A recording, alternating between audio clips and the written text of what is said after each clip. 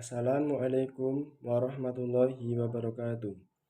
Perkenalkan, nama saya Bagas Muhammad Iksan dengan NPM 2201010016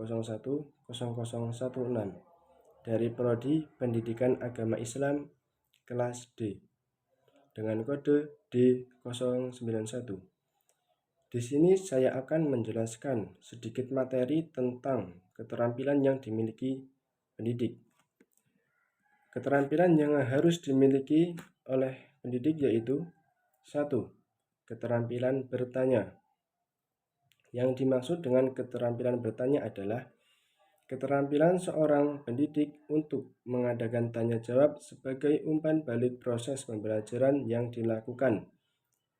Dan keterampilan ini wajib dimiliki oleh semua pendidik.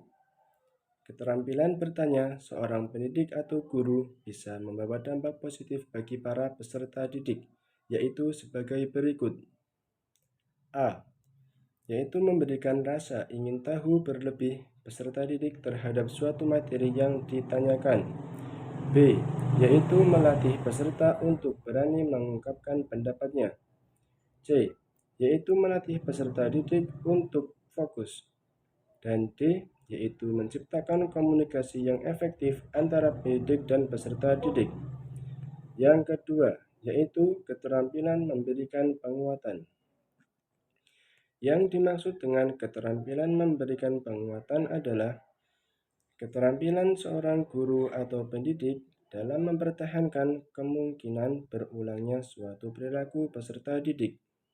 Artinya, guru atau pendidik bisa membuat peserta didik konsisten dalam melakukan sesuatu. Keterampilan penguatan bisa dilakukan secara verbal maupun non-verbal. Yang dimaksud dengan penguatan verbal adalah penguatan yang dilakukan secara lisan. Dan yang dimaksud dengan penguatan non-verbal adalah penguatan yang dilakukan melalui gerak tubuh atau mimik dan sebagainya. Adapun contoh penguatan verbal dan non-verbal. Contoh penguatan verbal yaitu dengan memberikan pujian dan penghargaan bagi peserta didik. Sedangkan contoh penguatan non-verbal yaitu dengan membuat suasana kelas menjadi menyenangkan, memberikan ucapan kasih sayang dan sebagainya. Dan yang ketiga yaitu keterampilan mengelola kelas atau ruangan. Yang dimaksud dengan keterampilan mengelola kelas atau ruangan adalah kemampuan seorang guru atau pendidik untuk mengondisikan kelas sedemikian sehingga proses pembelajaran bisa berjalan secara optimal. Dan yang keempat adalah keterampilan menjelaskan. Yang dimaksud dengan keterampilan menjelaskan yaitu adalah keterampilan seorang pendidik untuk menyampaikan materi pada peserta didik. Keterampilan menjelaskan terdiri dari dua komponen, yaitu merencanakan dan penyajian. Merencanakan yaitu analisis terhadap hukum-hukum yang digunakan pada materi. Sedangkan penyajian yaitu cara bagaimana pendidik atau guru menyampaikan materi pada peserta didik.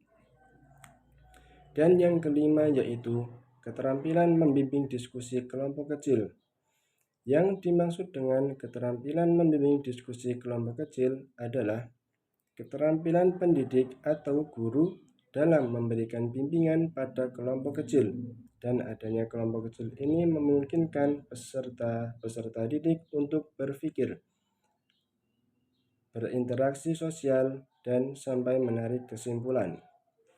Nah, berdasarkan pembahasan di atas, jelas bahwa keterampilan wajib dimiliki oleh setiap pendidik. Dan dengan adanya keterampilan dasar pendidik atau pengajar, peserta didik diharapkan bisa lebih antusias dan semangat setiap kali memasuki kelas untuk belajar. Keterampilan dasar ini bisa diterapkan secara optimal apabila ada kerjasama dari seluruh warga lingkungan sekolah. Mungkin sekian dari saya yang bisa saya sampaikan. Adapun kesalahan kata-kata saya mohon maaf dan kepada Allah saya mohon ampun. Saya akhiri wallahu muwaffiq ala aqwamit thoriq. Wassalamualaikum warahmatullahi wabarakatuh.